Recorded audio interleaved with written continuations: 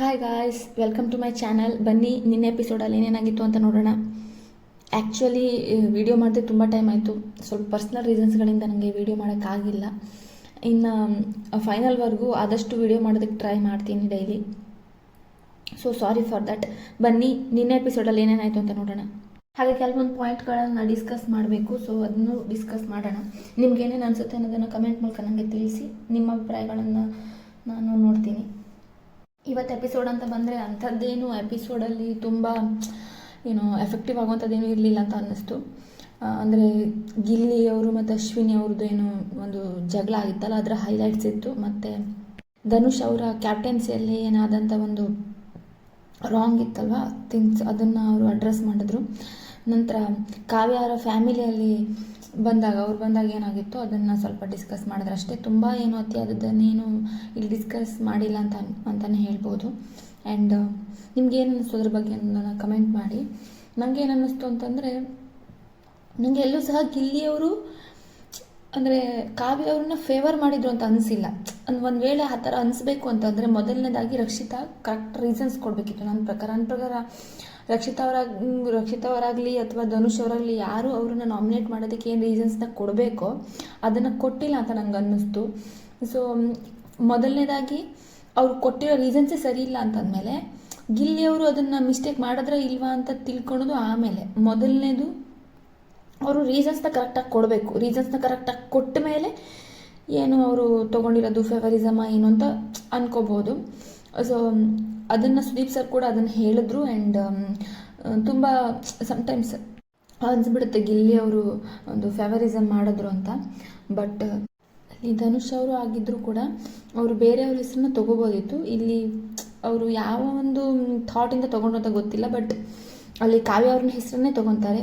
ಒಂದು ವೇಳೆ ಕಾವ್ಯ ಅವ್ರ ಹೆಸರು ಕೊಟ್ಟರೆ ಅವ್ರು ತೊಗೊಳೋದಿಲ್ಲ ಅಂತಲೂ ಇರ್ಬೋದು, ಗೊತ್ತಿಲ್ಲ. ಒಂದು ವೇಳೆ ಕಾವ್ಯ ಅವ್ರನ್ನ ಬಿಟ್ಟು ಅಲ್ಲಿ ಬೇರೆ ಯಾರನ್ನಾದರೂ ಇಟ್ಟರೆ ಅವ್ರನ್ನ ತೊಗೊಳ್ಳೋಂಥ ಚಾನ್ಸ್ ಇದೆ ಅಂತಲೂ ಇರ್ಬೋದು, ಗೊತ್ತಿಲ್ಲ. ಆದರೆ ಜನಕ್ಕೆ ನೋಡೋರಿಗೆ ಅದು ಕಾವ್ಯನ ಹೆಸರು ತೊಗೊಂಡಿಲ್ಲ ಅಂತಲೇ ಅನಿಸುತ್ತೆ. ಬಟ್ ಅದನ್ನು ಧನುಷ್ ಅವರೇ ಒಪ್ಕೊಂಡಿದ್ದಾರೆ.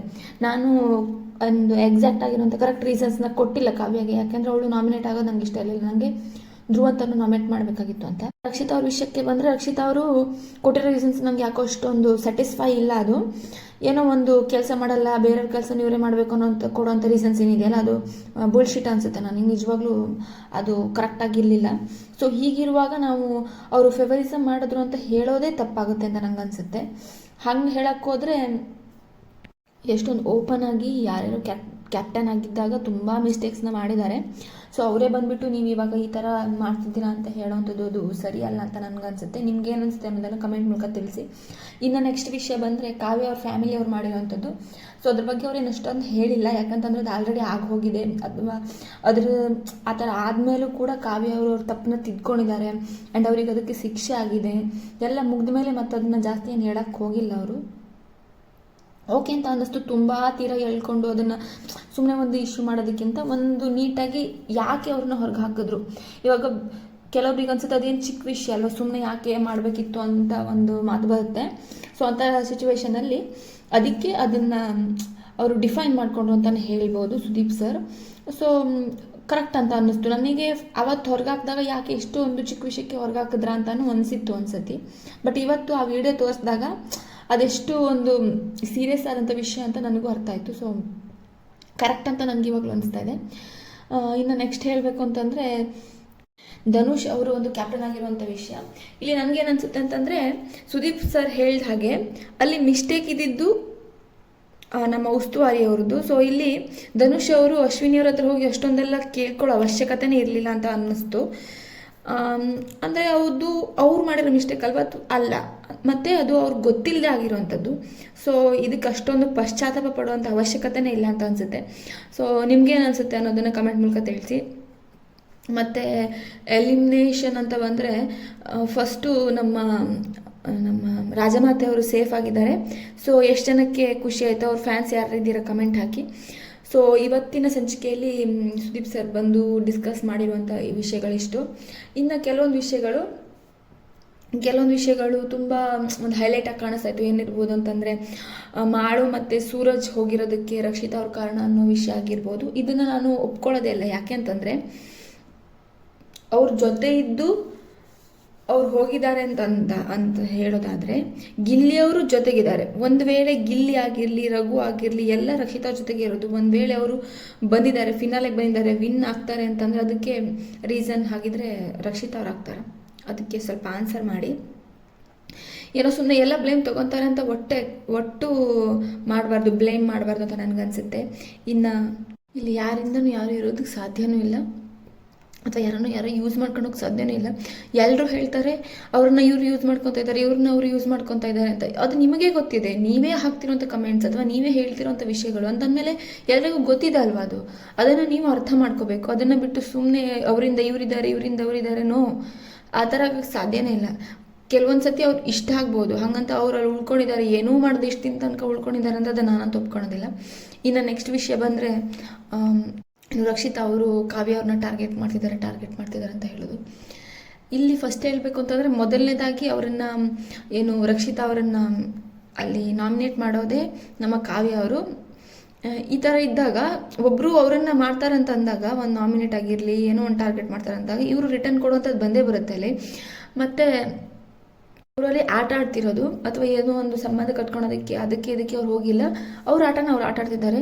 ಸೊ ಯಾರೂ ಅತಿಯಾಗಿ ಅದನ್ನು ತುಂಬ ಮನಸ್ಸಿಗೆ ತೊಗೊಂಡು ನೋಡಬೇಡಿ, ಎಷ್ಟು ಬೇಕು ಅಷ್ಟು ಮಾತ್ರ ನೋಡಿ. ಇವಾಗ ಎಷ್ಟೊಂದು ಜನ ವ್ಯೂಸ್ ಮಾಡ್ತಾರೆ ಅಥವಾ ರಿವ್ಯೂಸ್ ಕೊಡ್ತಾರೆ, ಅದು ಅವರ ಒಂದು ಲಾಭಕ್ಕೆ ಕೊಡ್ತಾ ಇರ್ತಾರೆ. ಅವರು ಸುಮ್ಮನೆ ಬಿಗ್ ಬಾಸ್ನ ನೋಡಿ ಅಥವಾ ಏನೋ ಒಂದು ಯೂಸ್ ಇಲ್ದೇರ ನೋಡ್ತಿರಲ್ಲ ಯಾರೂ. ಇವಾಗ ರಿವ್ಯೂವರ್ಸ್ ಏನಿದ್ದಾರೆ, ನಾವಾಗಿರ್ಬೋದು, ಬೇರೆ ಯಾರೇ ಆಗಿರ್ಬೋದು, ಅವರಿಗೊಂದು ಉಪಯೋಗ ಆಗುತ್ತೆ ಅನ್ನೋದಕ್ಕೋಸ್ಕರನೇ ನೋಡಿ ನಿಮಗೆ ರಿವ್ಯೂ ಮಾಡ್ತಾ ಇರ್ತಾರೆ. ಅಂದರೆ ನೀವು ಒಂದು ಪಾಯಿಂಟ್ ಆಫ್ ವ್ಯೂ ಅಲ್ಲಿ ನೋಡ್ತಾ ಇರ್ತೀರ. ಸೊ ಒಬ್ಬರು ರಿವ್ಯೂರ್ ಬಂದುಬಿಟ್ಟು ಈ ಥರ ಹೀಗೂ ಇದೆ ಅಂತ ಹೇಳಿದಾಗ, ಹಾಂ ಹೌದು ಈ ಥರನೂ ಇರ್ಬೋದಲ್ವ ಅಂತ ನಿಮ್ಗೆ ಅನ್ಸ್ಬೋದು, ಅದು ಸಹಜ. ಆದರೆ ಕೆಲವೊಬ್ರು ಕಮೆಂಟ್ ಆಗ್ತಾರಲ್ವ, ನಿಮ್ಗೇನು ಮಾಡೋಕ್ಕೆ ಕೆಲಸ ಇಲ್ವಾ ಅಂತ. ಮಾಡೋದಕ್ಕೆ ಕೆಲಸಕ್ಕೋಸ್ಕರನೇ ಅವ್ರು ಅದನ್ನು ರಿವ್ಯೂಸ್ ಮಾಡ್ತಾ ಇರ್ತಾರೆ. ಸೊ ನೋಡಬೇಕಾ ಬೇಡವಾ ಅನ್ನೋದು ನಿಮಗೆ ಬಿಟ್ಟಿರೋವಂಥದ್ದು.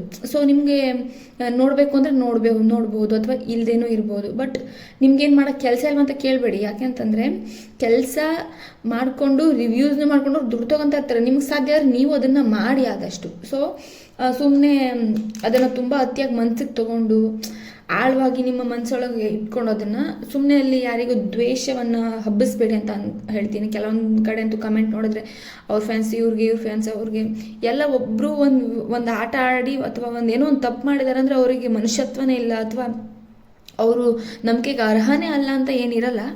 ಆಟಕ್ಕೋಸ್ಕರ ಹೇಗೆ ಬೇಕೋ ಅವ್ರು ಹಂಗೆ ಬದಲಾಗಿರ್ತಾರೆ ಅಥವಾ ಆಟಕ್ಕೋಸ್ಕರ ಹೆಂಗೆ ಬೇಕೋ ಹಂಗಿರ್ತಾರೆ. ಸುಮ್ಮನೆ ಯಾವುದನ್ನು ಅತಿಯಾಗಿ ತಗೊಂಡು ನಿಮ್ಮ ಮನಸ್ಸಿಗೆಲ್ಲ ಹಾಕೋಬೇಡಿ ಫ್ರೆಂಡ್ಸ್, ಇಷ್ಟನ್ನು ಹೇಳ್ಬೋದು ನಾನು.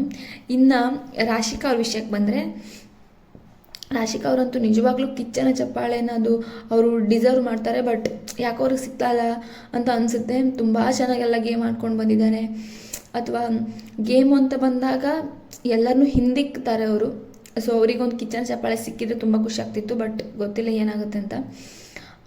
ಯಾಕೋ ಅವರೇನು ಒಂದು ಎಫರ್ಟ್ ಆಗ್ತಾರಲ್ವ, ಅದಕ್ಕೆ ಸಮ್ಟೈಮ್ಸ್ ಅವರೇ ಅದಕ್ಕೆ ನ್ಯಾಯ ಕೊಡಿಸ್ಕೊಳ್ತಾ ಇಲ್ಲ ಅಥವಾ ಬಿಗ್ ಬಾಸ್ ಮನೆ ಇರೋರು ಕೊಡೋಕ್ಕೆ ಬಿಡ್ತಿಲ್ಲ ಅಂತ ಅನಿಸುತ್ತೆ. ಯಾಕೋ ಅವರು ಫುಲ್ ಅನ್ಲಕ್ಕಿ ಅನಿಸುತ್ತೆ. ಯಾರೋ ಒಂದು ರೀಲ್ಸ್ ನೋಡಿದೆ ನಾನು, ಬಿಗ್ ಬಾಸ್ ಮನೆ ಅನ್ಲಕ್ಕಿ ಪರ್ಸನ್ ಅಂತ ಒಂದು ರೀಲ್ಸಲ್ಲಿತ್ತು. ನಿಜವಾಗ್ಲೂ ಅದು ನಿಜ ಅಂತ ಅನಿಸುತ್ತೆ. ಏನೂ ಮಾಡೋಕ್ಕಾಗೋದಿಲ್ಲ. ಕೆಲವೊಂದು ಟೈಮಲ್ಲಿ ಏನಾಯಿತು ಅಂತಂದರೆ ಅವ್ರಿಗೆ ಸಿಗಬೇಕಾಗಿರೋದನ್ನು ಅವರೇ ದಕ್ಕಿಸ್ಕೊಳ್ಳಿಲ್ಲ ಅಂತಲೂ ಅನ್ನಿಸ್ತು ನನಗೆ. ಸೊ ನೋಡೋಣ, ಇನ್ನು ಒಂದು ವಾರ ಇದೆ, ಇನ್ನೊಂದು ವಾರ 2 ವಾರ ಇದೆ. ನೋಡೋಣ ಅವ್ರಿಗೆ ಅಟ್ಲೀಸ್ಟ್ ಸಿಗುತ್ತಾ ಏನು ಅಥವಾ ನಾಳೆ ಏನಾದರೂ ಕೊಡ್ತಾರಾ ಅಂತ. ಸೊ ಇಷ್ಟೇ ನನಗನ್ಸಿತ್ತು. ನಿಮಗೆ ಏನು ಅನ್ನಿಸ್ತು ಅನ್ನೋದನ್ನು ಕಮೆಂಟ್ ಮೂಲಕ ತಿಳಿಸಿ. ಇನ್ನೇನೇನು ಪಾಯಿಂಟ್ಸ್ ಡಿಸ್ಕಸ್ ಮಾಡಬೇಕು ಅನ್ನೋದನ್ನು ನೀವು ಕಮೆಂಟ್ ಮೂಲಕ ತಿಳಿಸಿದ್ರೆ ನಾನು ಅದನ್ನು ಡಿಸ್ಕಸ್ ಮಾಡೋಣ. ಏನು ಅನ್ನಿಸ್ತು ಗಾಯ್ಸ್ ನಿಮಗೆ?